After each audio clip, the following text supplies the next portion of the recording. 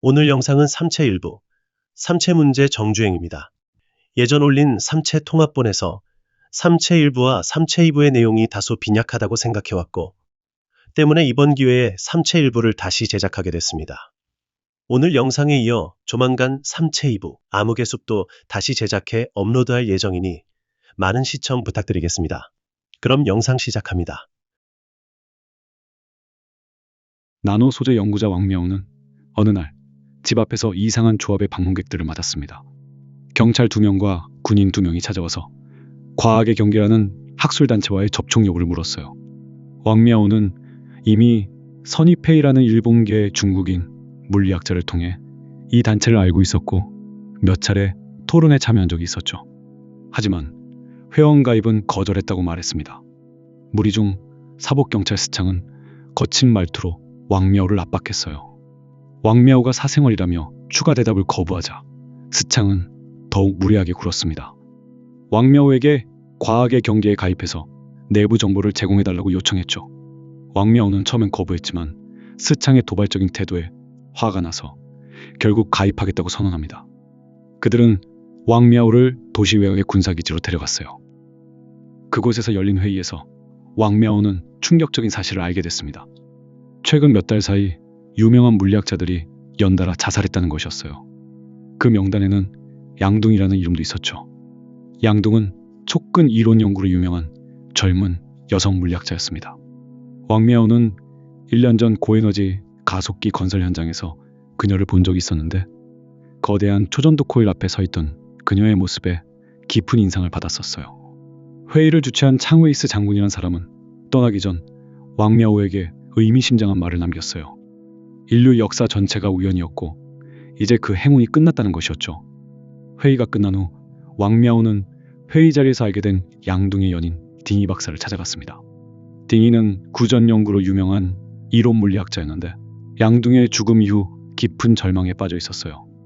딩이는 당구대를 이용해 왕명우에게 충격적인 사실을 설명했죠. 최근 전 세계 3개의 고에너지 가속기에서 같은 조건의 입자 충돌 실험을 해도 매번 다른 결과가 나온다는 겁니다. 이는 물리 법칙이 시간과 공간상에서 균일하지 않다는 뜻이었어요. 즉, 물리학의 기초가 무너진 것이죠. 양둥의 유서에는 물리학은 존재한 적이 한 번도 없었고 앞으로도 존재하지 않을 것이다 라고 적혀 있었습니다. 딩이는 왕명우에게 2가지 가설을 설명했어요. 저격수 가설과 농장주 가설이었죠. 저격수가 관역에 뚫어놓은 구멍을 2차원 생물들이 우주의 법칙으로 착각하는 것처럼 우리가 알고 있는 물리 법칙도 누군가의 자의적 행위일 수 있다는 것이었습니다. 농장주 가설은 더 공포스러웠어요. 매일 같은 시간에 먹이를 주던 농장주가 추수감사절의 칠면조들을 모두 잡아 죽이는 것처럼 우리가 믿고 있는 법칙이 언제든 무너질 수 있다는 뜻이었죠. 그날 밤 왕명우는 사진을 찍으러 나갔어요. 평소 풍경 사진을 즐겨 찍던 그였지만 이날은 뭔가 달랐습니다. 집으로 돌아와 필름을 현상하자 놀라운 일이 벌어졌어요. 모든 사진 하단에 1200시, 00분, 00초부터 시작해서 시간이 줄어드는 숫자들이 찍혀 있었죠. 카운트다운이었습니다. 왕명우는 공포에 빠졌어요. 아내가 찍은 사진에는 숫자가 없었지만 자신이 찍은 모든 사진에는 카운트다운이 계속 나타났습니다. 병원에서 검사를 받아봤지만 눈에는 아무 이상이 없었어요. 의사는 스트레스성 환각이라고 진단했습니다. 절망한 왕명우는 과학의 경계라면 자신이 겪는 문제를 해결해 줄 수 있다고 생각했습니다. 즉시 선이페이에게 도움을 요청했어요. 그녀는 연락을 기다렸다는 듯이 왕명우에게 나노 연구 프로젝트를 중단하라고 조언했죠. 설마 하는 마음으로 다음날 왕명우가 연구실로 가서 실제로 나노 프로젝트를 중단시키자 신기하게도 카운트다운이 멈췄습니다. 하지만 다시 연구를 재개하겠다고 결정하자 카운트다운은 다시 나타났어요. 철저한 무신론자이자 이성론자인 왕명우는 자신을 협박하기 위해 누군가 고도의 속임수를 쓰고 있다고 확신했고 선이페이와 과학의 경계가 주체라고 의심했습니다. 그렇게 그녀에게 연락해 자신의 의심을 표했고 자신이 겪는 마법 같은 일들이 모두 속임수임을 안다고 자신 있게 말했죠. 하지만 선이페이는 왕명우에게 더 높은 차원에서 카운트다운을 보여주겠다며 자신들은 허접한 속임수를 쓰는 게 아니라고 했습니다. 그렇게 그녀는 3일 후 새벽 1시부터 5시까지 우주 배경 복사가 당신을 위해 반짝일 것, 즉 우주의 경고를 보게 될 거라고 경고했어요. 왕미아오는 딩이 박사에게 전화를 걸어 우주 배경 복사 관측기관에 대해 물었죠. 딩이는 양둥이 어머니이자 세계적인 천체학자인 예원제를 소개해 주었습니다. 왕미아오는 예원제를 찾아갔고 그녀의 제자가 근무 중인 베이징 근교의 전파 전문 관측기지를 소개받았습니다. 그동안 카운트다운은 사진에서뿐만 아니라 왕미아오의 눈에도 직접 보이기 시작했어요. 시야 중앙에 항상 숫자가 떠 있었죠. 얼마 후 오후 왕미아오는 선이페이의 집을 방문해서 그녀가 삼체라는 특이한 인터넷 게임을 하는 것을 발견했습니다. 호기심이 생긴 왕미아오는 나노센터에서 삼체 게임에 접속해봤어요. 게임 속 세계는 혹독한 환경이었습니다. 태양이 불규칙하게 뜨고 져서 난세기와 항세기가 번갈아 나타났죠. 게임에서 왕미아오는 주 문왕이라는 캐릭터를 만났는데 그의 예언은 틀렸고 문명은 혹한 속에서 멸망했습니다. 곧 선이페이가 약속한 우주 카운트다운 날이 다가왔어요. 왕미아오는 베이징 근교의 전파 전문 관측기지를 찾아가 예원제의 제자 사루이산 박사를 만났습니다. 새벽 1시가 되자 놀라운 일이 벌어졌어요. 모니터에 표시되던 평평한 직선이 갑자기 파동을 그리기 시작했죠. 세 개의 위성과 지상 관측기지 모두에서 동시에 같은 현상이 나타났습니다. 우주 전체의 배경 복사가 실제로 반짝이고 있었어요. 왕미아오는 파동을 모스부호로 해독했습니다. 그 결과는 충격적이게도 왕미아오의 눈에 보이는 카운트다운과 정확히 일치하고 있었죠. 즉, 태초의 우주가 왕미아오에게 카운트다운을 통해 경고하는 것이었죠. 더 이상 나노 소재 연구를 해서는 안 된다고요. 그 길로 관측소를 뛰쳐나온 그는 말도 안 되는 우주적 공포에 압도된 채 왕푸징 성당 앞에서 무너져 울음을 터뜨렸어요. 그때 왕미아오를 지속적으로 미행해오던 스창이 나타나 그를 술집으로 데려갔습니다. 술에 취한 상태에서 왕미아오는 스창에게 모든 것을 털어놨어요.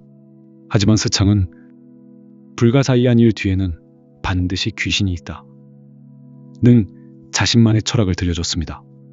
즉, 모든 불가사의에는 음모가 있을 뿐 마법 따윈 없다는 거였죠. 그 불가사의가 현대 과학으로 설명 불가능하더라도 스창의 태도는 여전했습니다. 스창은 최근 일어나고 있는 여러 사건들이 모두 연결되어 있다고 설명했어요. 과학자들의 자살, 연구기관 파괴, 환경보호 운동의 급증 등이 모두 하나의 배후에서 조종되고 있다는 것이었습니다. 목적은 과학 연구를 철저하게 무너뜨리는 것이었어요. 이제 이야기는 과거로 돌아갑니다. 얼마 전 천문대에서 약속한 시간을 기다리던 사루이산이 왕미아오에게 예원제의 젊은 시절 이야기를 들려줬어요. 1967년 문화대혁명 시절 예원제의 아버지 예저타이는 물리학 교수였는데 반동학술 권위자로 몰려 비판 투쟁 집회에서 어린 홍위병들에게 잔혹하게 구타당해 숨을 거뒀죠. 그 참혹한 광경을 지켜본 예원제의 마음에는 치유할 수 없는 상처가 남았습니다. 2년 후 예원제는 네이먼구 건설 병단에 배치되어 강제 노동교화를 당했어요. 그곳에서 건설 취재를 나온 바이무린이라는 신문 기자를 만났고 그가 보여준 침묵의 보응이라는 책을 통해 인간의 악에 대해 이성적으로 사고하게 됐습니다. 바이무린은 건설 병단의 무분별한 벌목을 비판하는 편지를 중앙에 보내려고 했고 팔을 다쳤던 그를 대신해 예원제가 그 편지를 대필해줬어요. 하지만 이후 편지는 당 간부에 의해 발견됐고 그는 자신의 면피를 위해 예원제에게 모든 죄를 뒤집어 씌웠죠. 예원제는 반혁명죄로 체포되어 구치소에 갇혔습니다. 구치소에서 청리어라는 여간부가 예원제의 아버지와 관련된 문서에 서명하라고 강요했지만 예원제가 거부하자 그녀에게 찬물을 끼얹고 떠났어요. 혹독한 추위 속에서 죽음의 문턱까지 갔던 예원제는 정신을 잃었고 얼마 후 그녀가 눈을 뜬 곳은 헬리콥터 안이었습니다. 양웨이닝이라는 당 소속 엔지니어가 동승에 있었는데 그는 예저타이의 옛 제자였어요. 양웨이닝은 예원제에게 홍안기지라는 곳에서 일할 기회를 제안했죠.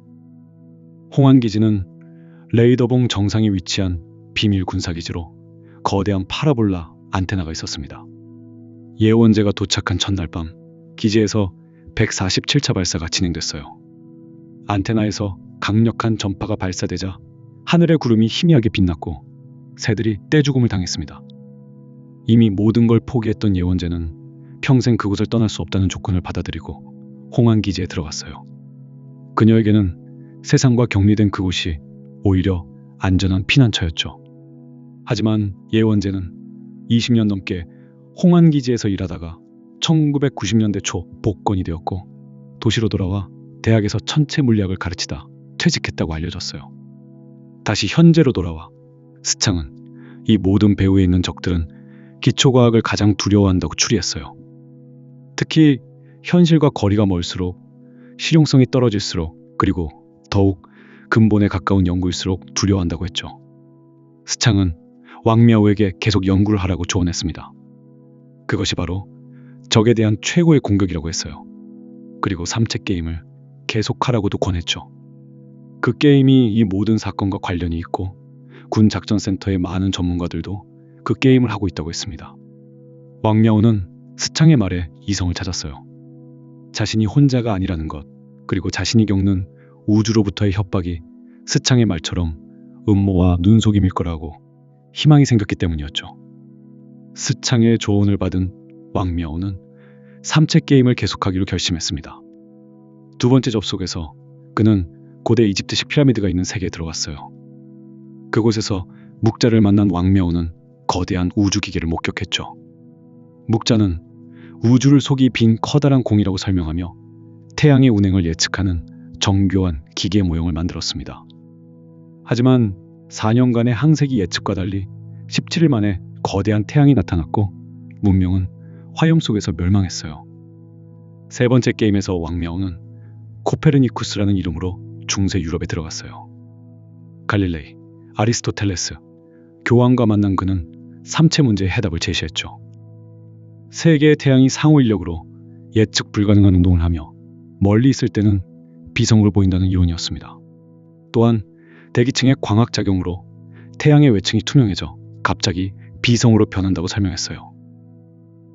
하지만 그들은 왕미아오를 화형에 처리했고 바로 그때 세 개의 태양이 동시에 하늘에 나타나 세계를 태워버렸습니다. 네 번째 게임에서 왕미아오는 뉴턴과 폰 노이만을 만났어요. 뉴턴은 라이프니츠와 미적분 발명권을 두고 검투를 벌이고 있었죠. 폰 노이만은 3천만 명의 계산이 필요하다며 진시황을 찾아갔습니다. 그들은 각 병사를 논리 게이트로 삼아 거대한 인간 컴퓨터 진 1호를 만들었어요. CPU, 메모리, 하드드라이브까지 갖춘 완전한 컴퓨터였죠. 1년 4개월간의 계산 끝에 결과가 나왔지만 세 개의 태양이 일직선으로 배열되면서 행성이 통째로 태양으로 빨려 들어가는 참사가 벌어졌습니다. 다섯 번째 게임에서 왕미아오는 현대적 건물 앞에서 바이올린을 켜는 아인슈타인을 만났어요. 상대성 이론이 삼체 운동 예측에 실패하면서 모든 지위를 잃고 거리의 거지가 된 그였죠. 이번 문명의 멸망을 통해 삼체 문제가 해결 불가능하다는 것이 최종 증명되었습니다. 더 충격적인 발견은 과거에 12개의 행성이 있었지만 모두 태양이 삼켜졌다는 사실이었어요. 대분열이라는 대재앙으로 행성이 두 동강났고 그중 하나가 삼체성계에서 현재의 거대한 달이 되었죠.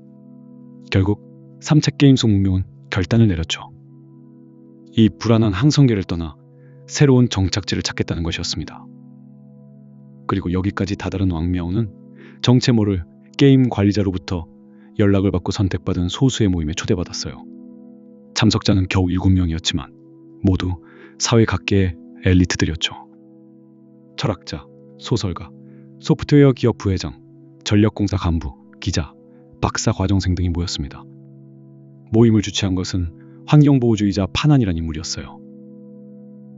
그는 삼체 세계가 실제로 존재한다고 밝혔고 삼체인은 혹한에서 살아남기 위해 자신의 신체를 탈수할 수 있고 게임 속 등장했던 인간 컴퓨터도 실제 삼체성계에서 있었던 일이라고 설명했죠. 그리고 참석자들에게 삼체 문명이 지구에 온다면 어떤 태도를 취할 것인지 물었습니다.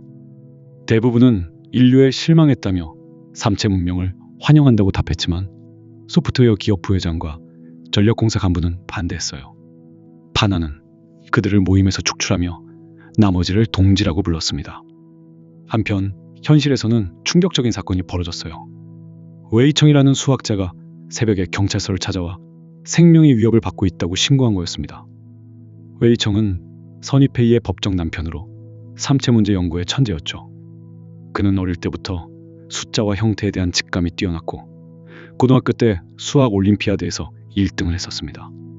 대학 졸업 후 세상과 연을 끄는 삶을 살던 중 산속절에서 만난 선이페이와 결혼한 그는 편안한 환경에서 유전 알고리즘을 이용한 삼체 문제 연구에 몰두했어요.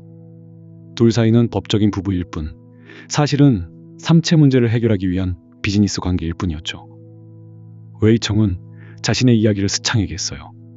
누군가 전화로 삼체 문제 연구를 중단하지 않으면 죽이겠다고 위협했고 그는 겁에 질려 연구를 중단하려고 했죠.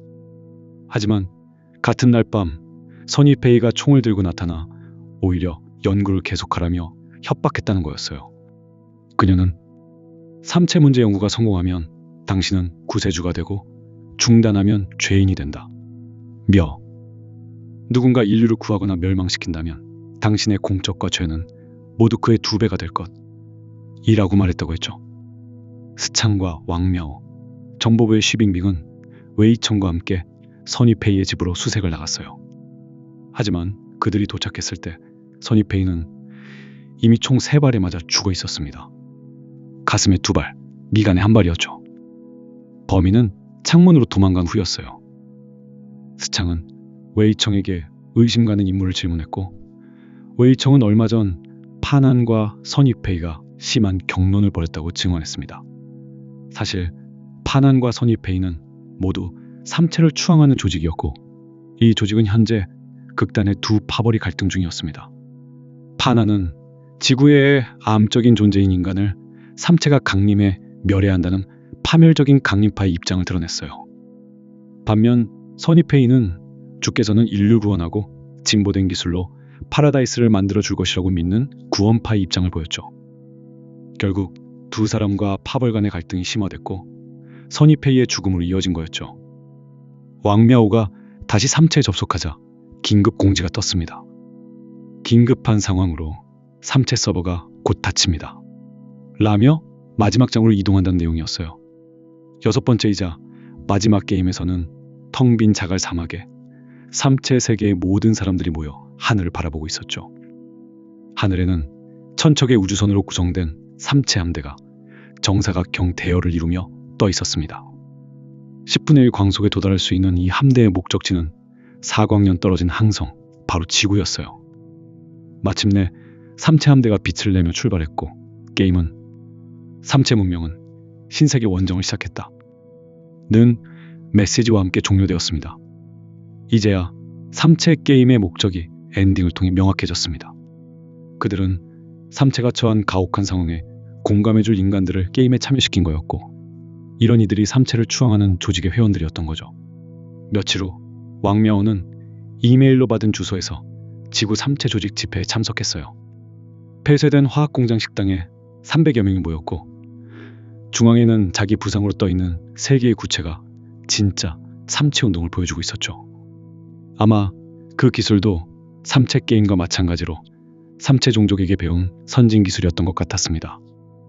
곧 조직의 간부인 파난이 등장해 선이페이를 죽였다고 자백하자 사람들은 분노했지만 더 놀라운 것은 조직의 총사령관이 나타난 순간이었습니다. 바로 양둥의 어머니이자 홍안기지 출신인 예원제였어요. 그녀는 인류의 폭정을 제거하자 고 외치며 자신이 지구 삼체 반군의 최고 사령관임을 밝혔습니다. 그리고 예원제는 파난이 조직을 배신했다고 선언했어요. 강림파가 조직과 주와의 통신을 독점하면서 수신한 메시지를 조작하고 왜곡했으며 조직 승인 없이 임의로 정보를 발송했다는 것이었죠. 곧 아름다운 소녀 경호원이 파난의 목을 꺾어 처형한 후 예원제는 모임에 참석한 왕мя오에게 홍안기지의 진짜 이야기를 들려주기 시작했어요. 과거 홍안기지에서 예원제는 통신에서 태양 간섭 문제를 연구하던 중 놀라운 사실을 발견했습니다. 목성의 전자기복사와 태양 간섭의 시간 차이가 정확히 16분 42초였던 거예요. 이는 목성의 전파가 태양에서 증폭되어 지구에 도달한다는 뜻이었죠. 예원제는 태양이 거대한 전파 증폭기라는 이론을 세웠고 이를 증명하기 위해 비밀 실험을 계획했습니다. 1971년 가을 화창한 오후 시험 발사 도중 예원제는 홍안 시스템을 태양에 조준하고 최대 출력으로 전파를 발사했어요. 이것은 지구 문명이 우주로 보낸 첫 번째 목소리였고 항성급 출력으로 증폭되어 은하계 전체에 퍼져나갔습니다. 그날 태양은 12,000MHz 전자기파대역에서 은하계 전체를 통틀어 가장 밝은 별이 되었죠. 하지만 예원제 그때까지도 몰랐습니다. 자신이 인류 최초로 지구의 목소리를 식별 가능한 수준으로 우주에 발사했다는 사실을요. 어느덧 태양을 향해 첫 신호를 발사한 후 8년이 흘렀습니다. 홍안 기지의 일상이 안정되자 예원제에게는 오히려 진정한 고통이 시작됐어요. 억압되어 있던 기억들이 되살아나면서 그녀의 영혼을 괴롭혔죠. 양회인과 가까워진 예원제는 그를 통해 외국 철학과 역사 서적들을 읽었습니다.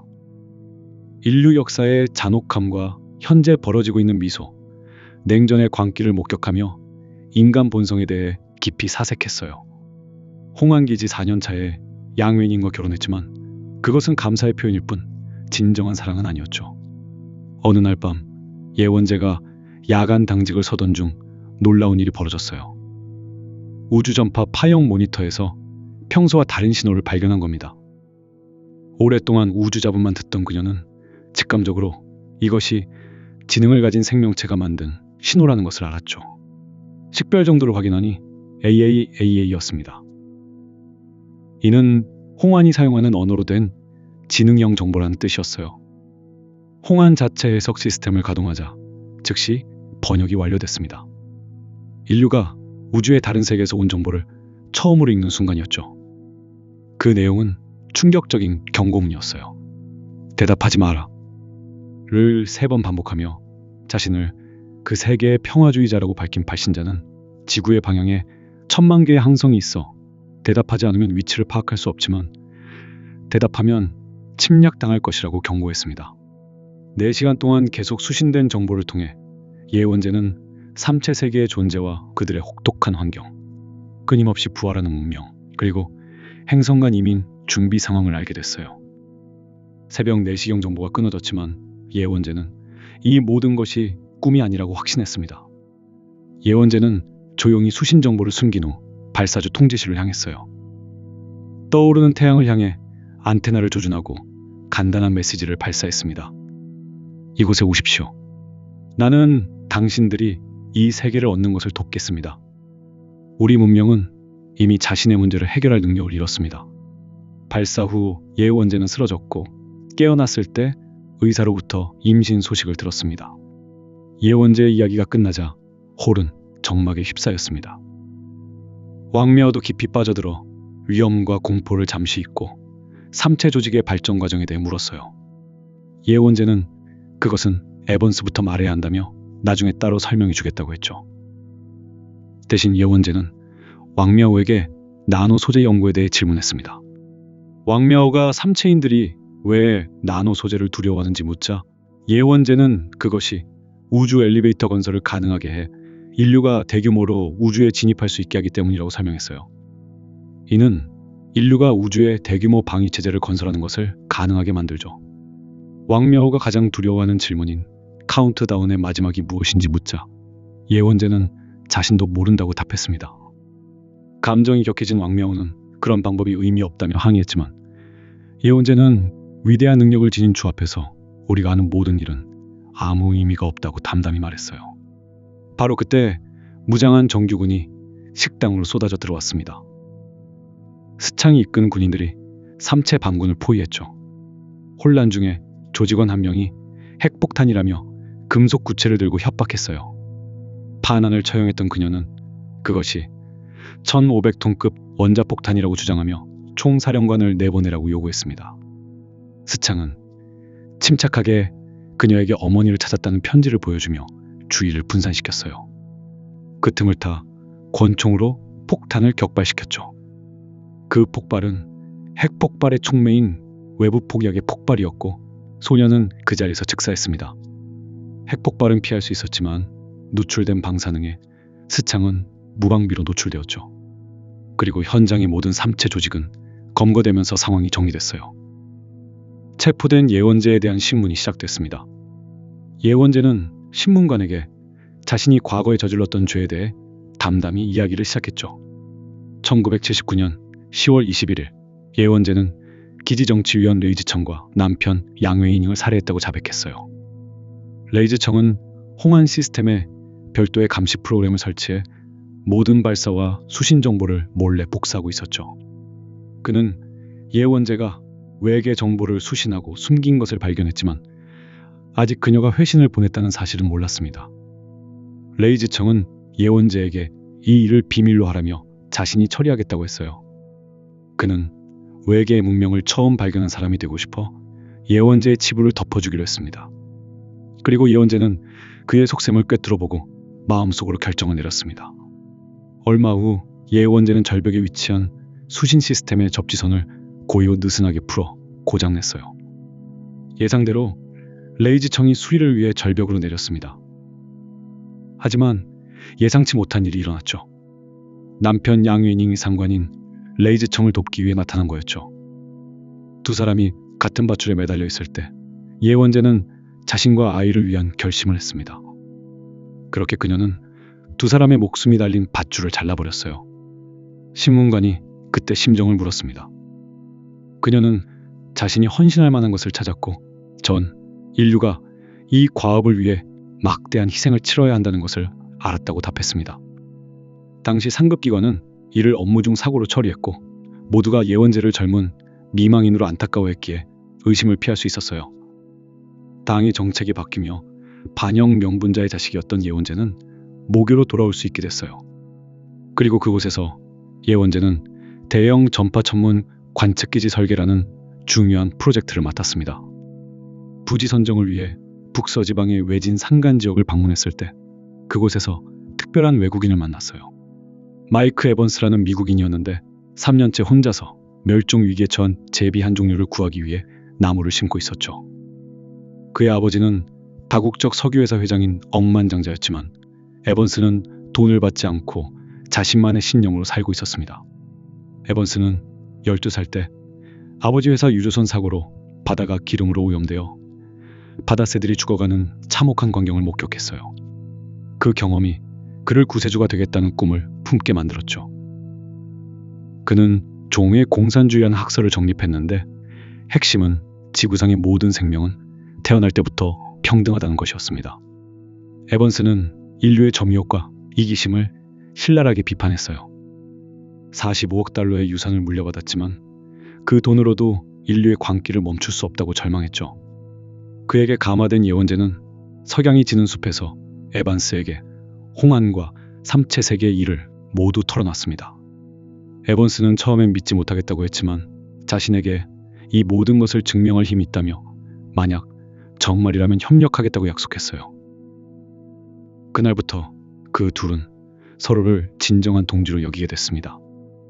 3년 후 예원재와 에반스는 망망대해 한가운데 서 있었어요. 그곳은 6만 톤급 유조선을 개조한 심판 1호의 갑판이었습니다. 선박 중앙에는 거대한 파라볼라 안테나가 서 있었고 갑판에는 2천여 명의 사람들이 빽빽하게 서 있었어요. 에번스가 예원재에게 그녀가 알려준 주파수와 방위로 삼체 세계의 정보를 수신했다고 보고했습니다. 에번스는 위대한 삼체 함대가 이미 출항해 450년 뒤 태양계에 도착할 예정이라고 발표했어요. 그리고 갑판에 모인 사람들을 지구 삼체 조직의 첫 번째 회원들이라고 소개했죠. 그들의 이상은 삼체 문명의 힘을 빌려 인류 문명을 개조하고 인류의 광기와 사악함을 억제하는 것이었습니다. 에번스는 예원재에게 지구 삼체 운동의 총사령관을 맡아달라고 요청했어요. 예원재는 몇 초간 침묵하다가 천천히 고개를 끄덕이며 최선을 다하겠다고 답했습니다.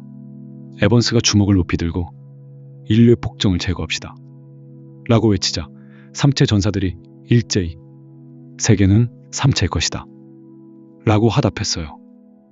이날이 지구 삼체 운동의 공식적인 탄생일로 기록됐습니다. 이후 조직은 반공개 상태로 빠르게 발전했지만 각국 정부는 주시하지 않았어요. 일부 국가기관은 이들을 의심했지만 조직의 구성원 중 사회 고위 계층이 다수 있어서 기관에서도 이들을 파헤치는 건 쉽지 않았기 때문이죠. 그리고 어느 순간 삼체 반군 내부에는 복잡한 파벌들이 형성됐습니다. 강림파는 에번스가 주창한 종의 공산주의 신봉자들로 인간 본성에 철저히 절망해 인류를 배반했습니다. 그들의 좌우명은 우리는 외계 문명을 모른다. 그러나 인간은 안다. 였죠. 구원파는 나중에 나타난 파벌로 본질적으로는 종교단체였어요. 삼체 문명에 종교적 감정을 갖고 켄타우루스 자리 알파를 신들이 사는 올림포스 산으로 여겼습니다. 삼체교라는 종교가 탄생했고 삼체 게임을 통해 문화를 전파했어요. 생존파는 제3의 파벌로 450년 뒤 최후의 전쟁에서 자손들이 생존하기를 바라는 사람들이었습니다. 비교적 낮은 사회계층 출신 회원으로 구성됐고 동양인, 특히 중국인이 가장 많았죠. 강림파와 구원파는 첨예한 대립 상태에 있었어요. 강림파는 구원파를 지구 삼체 운동의 큰 위협으로 생각했고 시간이 흐르며 각국 정부도 구원파를 통해 삼체 반군의 실체를 알아내기 시작했습니다. 그중 한 곳이 왕미아우와 스창이 참여했던 회의였던 거죠. 체포된 예원제에 대한 두 번째 신문이 시작됐습니다. 신문과는 삼체 세계가 지구에 보낸 것이 전파뿐인지 물었어요. 예원제는 거의 그렇다 고 답했죠. 신문관이 거의 라는 표현에 대해 추궁하자 예원제는 충격적인 사실을 밝혔어요. 6년 전 삼체 세계가 수소 원자 핵 2개를 광속에 가깝게 가속시켜 태양계로 발사했고 2년 전 지구에 도착했다는 겁니다. 사광년 거리에서 양성자 2개를 정확히 지구에 명중시킨 놀라운 저격 실력이었죠. 신문관이 양성자 2개가 무슨 의미냐고 묻자 예원제는 자물쇠이자 감시자라고 답했어요. 그 양성자들은 과학의 발전에 족쇄를 채웠고 빛의 속도로 지구 곳곳을 감시 중이었습니다. 예원제는 삼체 문명의 눈에 인류는 야만인조차 못 되는 벌레일 뿐이라며 그들이 보낸 양성자의 원리는 자신도 모른다고 고백했습니다. 신문을 듣던 고위 관계자들은 어디에나 있는 눈이 자신들을 주시한다는 것에 절망했어요. 신문이 끝나고 3초 뒤 삼체 세계는 지구 반군을 제외한 인류에게 최초의 메시지를 건넸습니다. 작전센터에 있는 모든 이의 눈엔 왕미아우 겪었던 현상이 나타났죠. 2초 남짓 짧게 반짝거리고 사라진 메시지는 겨우 6자였습니다. 너희는 벌레다. 삼체 세계에서는 1379호 감청원이 홀로 감청소를 지키고 있었습니다. 낮은 직위의 직업이었지만 혹독한 난세기에도 탈수할 필요가 없는 대신 작은 공간에 갇힌 고독한 삶이었어요. 그는 60만 삼체 시간을 살았고 수명이 다하면 강제 탈수 후 소각될 운명이었죠. 어느 날 밤 우주 전파 파형을 살펴보던 그는 이상한 신호를 발견했습니다. 오랫동안 우주 잡음만 듣던 그였지만 직감적으로 이것이 지능을 가진 생명체의 신호라는 것을 알았어요. 식별 정도가 적색 10이었는데 이는 자체 해석 시스템이 포함된 정보라는 뜻이었습니다. 해석된 메시지는 지구 문명의 아름다운 소개였어요. 이 정보를 받을 세계에 축복을 기원합니다. 로 시작해서 인류의 찬란한 문명과 문화 그리고 더 아름다운 미래를 위한 노력을 설명했죠. 감청원은 흥분과 감동에 빠졌지만 곧 실망으로 바뀌었어요. 아름다운 천국이 존재한다 해도 자신의 고독하고 비루한 삶은 변하지 않을 테니까요. 하지만 그는 꿈속에서라도 그 천국을 소유하고 싶었습니다. 감청원은 자신의 상황을 돌아봤어요. 외계 정보 수신으로 감청소가 줄어들면 자신이 첫 번째 감축 대상이 될 것이고 5003체 시간 내에 다른 일을 찾지 못하면 강제 탈수될 운명이었죠. 그는 아득히 먼 천국을 이룰 수 없다고 생각했습니다. 망설임 없이 발사 버튼을 누른 감청원은 지구로 경고 메시지를 보냈어요. 대답하지 마라. 를 3번 반복하며 대답하면 침략당할 것이라고 경고했습니다. 삼체 문명의 운명이 그의 가느다란 두 손가락에 달려 있었지만 그는 조금도 망설이지 않았어요. 삼체 세계 원수는 외계 문명, 정보 수신과 경고 메시지 발사 보고를 받았습니다. 하지만 그는 기쁘지도 슬프지도 않았어요. 감정은 삼체 문명에서 있는 힘을 다해 피해야 할 것이었거든요. 필요한 정신은 냉정함과 무감각이었습니다. 1379호 감청원을 불러온 원수는 왜 그런 짓을 했는지 물었어요. 감청원은 인생을 헛되게 하고 싶지 않았다고 답했습니다.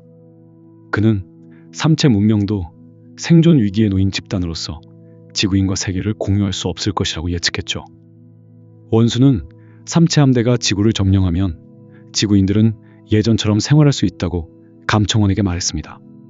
단 한 가지 영원한 금지 사항이 있었습니다. 바로 출산이었어요. 신문을 끝낸 원수는 감청원을 자유롭게 풀어줬습니다. 탈수, 소각은 너무 미약한 처벌이라며 그가 지구 문명을 구할 수 없다는 것을 알게 될 때까지 살게 하겠다고 했어요. 덧붙여 감청 시스템 책임자와 관련자 6,000명은 모두 탈수시켜 소각하라고 명령했습니다. 곧 원수는 삼체의 항성간 함대 건설을 지시했고 그렇게 그들의 이주 프로젝트가 시작됐어요. 85,000 삼체 시간, 지구 시간 약 8년 7개월 후 원수가 전체 집정관 긴급회의를 소집했습니다. 지구에서 회신이 왔다는 보고를 받은 것이었어요. 경고 메시지를 보낸 지 겨우 8만여 시간 만에 답이 온 것은 지구 문명이 겨우 4광년 떨어져 있다는 뜻이었죠. 바로 가장 가까운 항성이었습니다. 하지만 상황은 낙관적이지 않았어요. 지구 문명의 역사를 분석한 결과 450년 후 삼체 함대가 도착할 때쯤이면 지구 문명의 기술 수준이 급속히 발전해 삼체를 초월할 것이기 때문이었습니다. 삼체 함대는 죽음을 향해 떠난 것이나 마찬가지였죠. 더 두려운 것은 지구의 항성급 함대가 삼체, 항성계에 반격해올 가능성이었어요. 이제 그들의 최우선 과제는 지구 문명의 과학 발전을 억누르는 것이었습니다. 염색 계획은 그들을 추종하는 지구인 세력으로 하여금 과학기술의 부작용에 공포와 염증을 퍼뜨리는 거였고 기적 계획은 초자연적인 힘을 보여주어 과학적 사유를 압도하는 것이었어요. 하지만 이런 계획들은 지구과학을 방해할 뿐 근본적 해결책이 아니었습니다. 결정적인 행이 필요했죠. 과학기술의 전면적 발전은 기초과학의 발전에 달려있고 기초과학의 기초는 물질의 심층 구조 탐색이었어요. 때마침 천재적인 과학 집정관이 지자 프로젝트를 원수에게 제안했습니다. 양성자를 슈퍼컴퓨터로 개조하는 것이었어요. 그들의 기술로도 이 프로젝트는 쉽지 않았고 수많은 자원과 에너지를 투입한 끝에 양성자의 슈퍼컴퓨터를 이식할 수 있었습니다. 지자라 명명된 슈퍼컴퓨터 4대의 양자 얽힘이 구축되었고 지자 1호와 2호는 지구로 3호와 4호는 삼체 세계에 남겨졌죠. 약 4년 반 후 지구에 도착한 지자들의 임무가 시작됐습니다. 이것들은 지구 물리학자들이 고에너지 입자, 충돌로 관역 입자를 분석하는 실험에서 지자가 관역 입자를 대신해 충돌을 받아냈죠. 그 결과 입자 가속기의 충돌 실험 결과는 실제 우주의 법칙과는 무관하게 됐어요. 예상대로 양둥을 포함한 지구의 모든 물리학자들은 멘붕에 빠졌습니다. 그리고 지자 하나는 지구에 존재하는 모든 입자 가속기에 거의 동시에 존재할 수 있는 속도였습니다. 그리고 지자 하나가 감당이 가능한 수준은 고에너지 입자 가속기 1만 대였고 지구에는 고작 300대밖에 없었죠. 즉 인류는 더 이상 미시세계에 관한 탐구를 할 수 없다는 뜻이었습니다. 또한 나머지 지자 하나는 전지구적 기적을 행했습니다. 고에너지 상태에서 필름을 통과하며 감광점을 만들어 글자나 숫자, 도형을 그릴 수 있죠. 지구인의 망막에도 같은 방식으로 글자를 그릴 수 있어요. 더 큰 기적으로는 우주 배경 목사를 전부 빛나게 하거나 2차원으로 펼쳐져 지구를 감싸는 것도 가능했죠. 삼체 세계에 남은 지자 3호와 4호는 양자 얽힘을 통해 지구에 있는 지자들과 실시간으로 정보를 주고받아요. 이로써 삼체 세계는 지구를 실시간으로 감시하고 지구 문명의 배반자와도 실시간 통신이 가능해졌습니다. 하지만 그 모든 불합리한 국면에서도 아직 지구는 포기하지 않았습니다. 그리고 작전 명칭은 그 희망과 반격의 서막이 되었죠. 그건 파나마우나 게일라드 수로에서 왕мя오가 개발한 나노 소재 비도를 이용해 지구 배신자들의 본거지 심판 1호를 절단하는 작전이었어요. 운하 양쪽에 강철 기둥을 세우고 50cm 간격으로 160m 길이의 초강도 나노줄 50가닥을 연결했죠. 결국 심판 1호는 50cm 두께의 40여 개의 얇은 판으로 흩어지며 그 수명을 다했어요. 사흘 후 수색 작업이 완료되면서 삼체 정보 전부를 획득했습니다. 에번스는 비도에 의해 새 동강이나 사망했지만 죽을 때까지 컴퓨터를 향해 기어간 덕분에 28기가에 달하는 누락된 삼체 정보를 찾을 수 있었어요. 이 정보를 통해 인류는 삼체 문명의 진실과 지자 프로젝트의 전모를 알게 됐습니다. 작전센터에서 획득한 삼체 정보를 연구하는 회의가 열렸습니다. 창웨이스 장군은 회의 시작 전 지자가 우리의 회의를 감시하고 있을 것이며 더 이상 어떤 비밀도 존재하지 않는다 고 말했어요. 참석자들은 어디에나 있는 눈이 자신들을 주시한다는 것을 느꼈죠. 창웨이스가 이 말을 하고 3초 뒤 작전센터에 있는 모든 이의 눈에 믿을 수 없는 글자가 띄워졌습니다. 너희는 벌레다. 모든 내막을 알게 된 딩이와 왕명호는 절망했고 술에 취해 한탄을 하며 시간을 보내고 있었습니다. 그들은 물질의 심층구조 연구가 봉쇄되면서 모든 과학 발전이 막혔다고 생각했죠. 딩이는 자신의 굉원자 연구도 의미 없다며 자포자기했습니다. 그때 돌연 스창이 나타나 두 사람을 자신의 고향으로 데려갔어요. 허베이의 보리밭에는 메뚜기 떼가 가득했죠. 스창은 그 풍경을 보며 둘에게 지구인과 삼체인의 기술 수준 차이가 클까? 아니면 메뚜기와 우리의 기술 차이가 클까? 라고 질문했습니다. 그리고 스창은 위대한 인류는 단 한 번도 이 벌레를 박멸한 적이 없다고 했죠. 심지어 인류가 멸망할 때까지도 그건 불가능할 것이라고 단언했습니다. 그 말이 의미하는 바는 명확했고 딩이와 왕미아오의 흐리멍텅했던 눈빛은 차츰 이성을 찾아갔어요. 그때 태양이 검은 구름에 가려졌는데 그것은 구름이 아니라 새로 도착한 메뚜기 떼가 태양빛을 가리는 거였습니다. 곧 딩이와 왕미아오는 들고 있던 술병을 벌레에게 바치는 술로 땅에 쏟아부었어요. 그리고 왕미아오가 딩이에게 말했습니다. 박사님, 우리는 다시 연구소로 돌아가서 벌레답게 발악을 더 해봐야 합니다. 그렇게 둘은 스창에게 고맙다는 말을 전하며 자리를 떠났죠.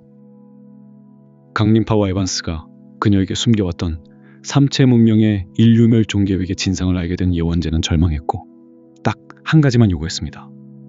홍안기지 유적을 보고 싶다는 것이었어요. 예원재를 대동한 일행이 산에 올랐을 때 레이더봉 정상이 구름층에서 간 모습을 드러냈죠.